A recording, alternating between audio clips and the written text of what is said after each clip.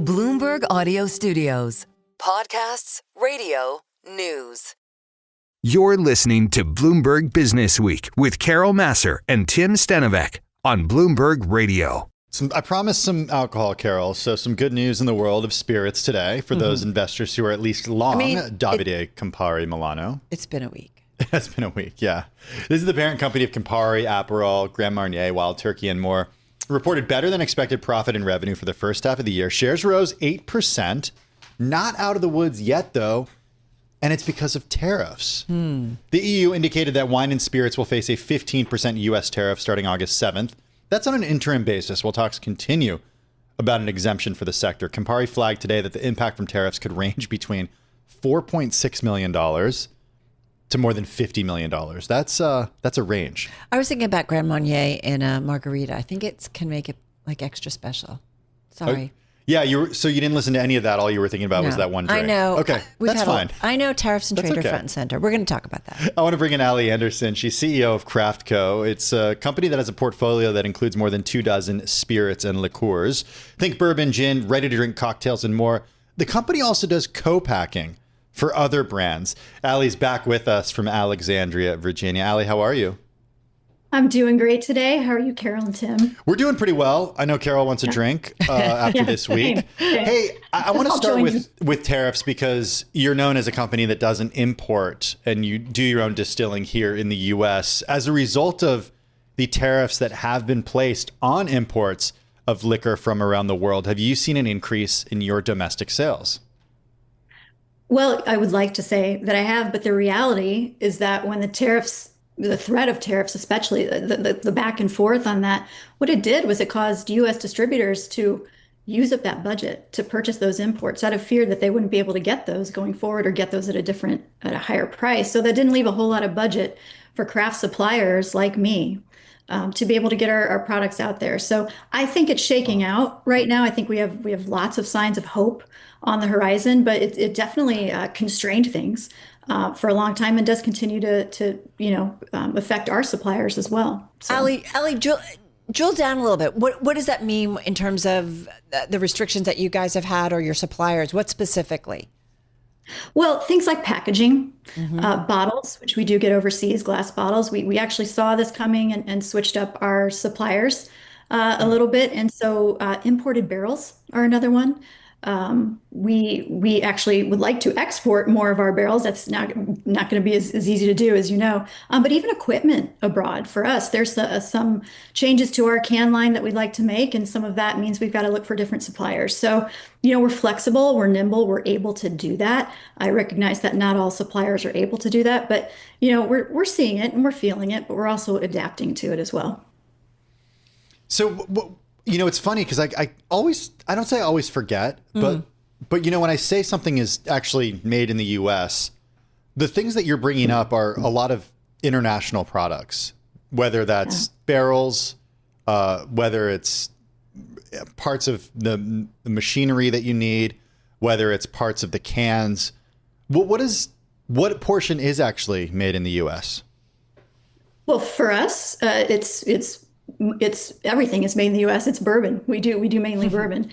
Can all your ingredients from the U.S. too?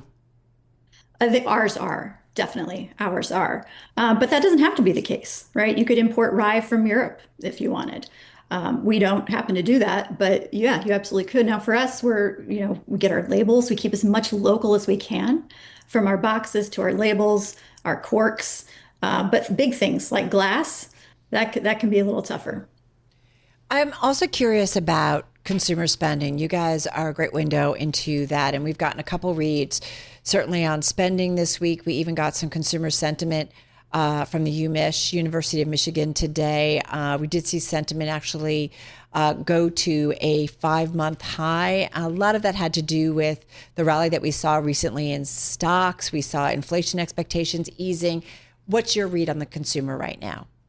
I think the consumer is fatigued. The consumer, they want value. They want bang for the buck. They expect us to be very transparent with not just how things are made, but they want to know if you're selling a 4-pack. They want to know what goes into that. They're very savvy. And they're tired, I think, of, we hear a lot about shrinkflation as well. I think they're fatigued by that. So that's one thing that we definitely try to keep in mind when we're developing new products. We had this discussion on our editorial call today about whether or not we should consider alcohol a staple or a consumer discretionary item. And I guess it depends on, depends on the way you think about a drink after work. I don't know. I think it's person dependent. How do you view it as somebody who creates this product? Do you view it as something that, especially in the part of the market that you play in, do you view it as something that people will buy regardless of how the economy is, or is it a treat? I think it depends on the situation. It depends on so many factors, socio-political, economic factors.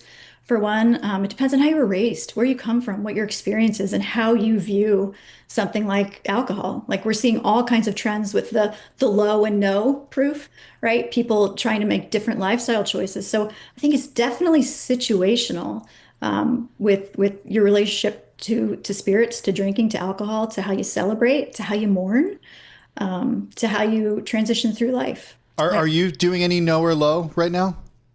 We are. We've got Thatcher's organic liqueurs, which we're super proud to be organic. That's kind of a hard certification to get.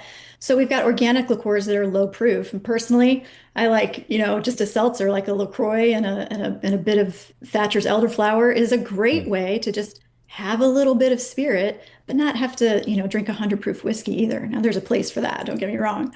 But yeah, we do dabble in that. We recently reduced the proof on our canned cocktails because that's what the consumer wanted, right? They're looking to be more sessionable, to enjoy for a little bit longer. And so we listened to that and delivered.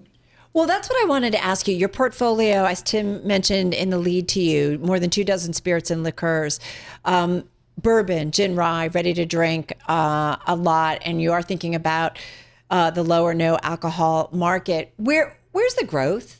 Where are you spending time in terms of, and you want to spend time, not only time, but money and effort when it comes to product development? The growth is really in innovation. Whatever your category is, what customers want is to be dazzled. They want something new. Like I said, they're fatigued. Sure, they're fatigued by price, but they also want something new to try.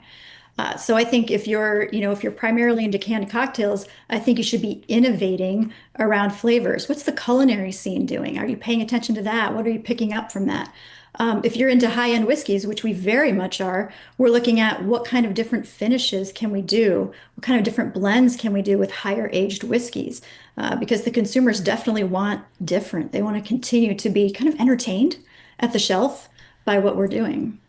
I mentioned that you do co-packing. Can you explain that side of the business and what you're hearing from clients? If you watch Shark Tank, you would know what co-packers do, but please. I know what it is. Sorry, go ahead, Alec. Wow. Co-packing. Well, they always do. They're like, do you have a co-packer yet? Or I've got a co-packer. Sorry, Alec. Right. Carol. Jeez. No, I know, rough, right? Yeah. Co-packing. Co-packing is honestly, it's a new part of our business. But when we looked at what our strengths were, it was in product development. We've developed products for the Lions, products for the Orlando Magic. We're pretty great at being nimble and developing new things for when people come to us and say, I'd like to do this. We say, great, tell us more. We think we can help you out with that. And so co-packing is our response to utilizing our capacity. We had a little bit of excess capacity and being able to say, what do you want to create? We can help you navigate that. Alcohol is one of the most highly regulated industries in the United States. It's not easy to navigate that. And so we're able to kind of Sherpa new brands, new to the world brands through the process, using our experience and our resources as well. You mentioned regulatory.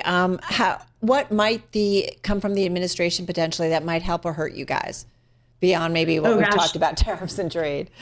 Yeah, I'm definitely not a policy expert here. What I'm just looking to do is really urge President Trump and the negotiators to just very quickly resolve the tariffs. There's 1.7 million workers that depend on a very vibrant U.S. spirits industry. That's farmers, that's hospitality workers, that's drivers, that's us, right? I'm reopening my tap room here in September, and I want to be able to do that successfully. I want people to come through those doors and be able to drink American spirits.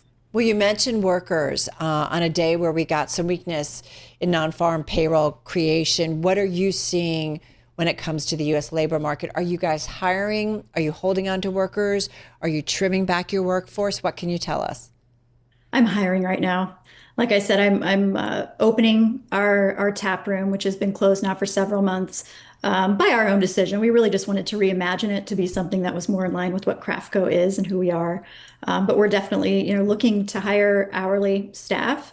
We just hired a tap room manager. We're hiring line cooks, bartenders. So we're definitely in a growth mode. But yeah, is it a little difficult to find that right fit in the labor force? Yeah, it is, just a little bit. Mm-hmm. What kind of pricing power, just 30 seconds, do you have with your product line? Well, we're very diverse. So we've got very high-end whiskeys, $150 plus, all the way down to canned cocktails, which are $12.99 for a 4-pack. So, there's something for everybody in our line. And I think that speaks to where everybody is right now economically. You can find something for a deal for sure. Gonna leave it there. Good stuff. Always appreciate getting some time with you. Allie, take care and have a good weekend. Allie Anderson, she's CEO of CraftCo. As we mentioned, they have quite a portfolio, spirits and liqueurs. Yeah, fun stuff. A great insight into an industry as well as a smaller business. She joined us from Alexandria, Virginia.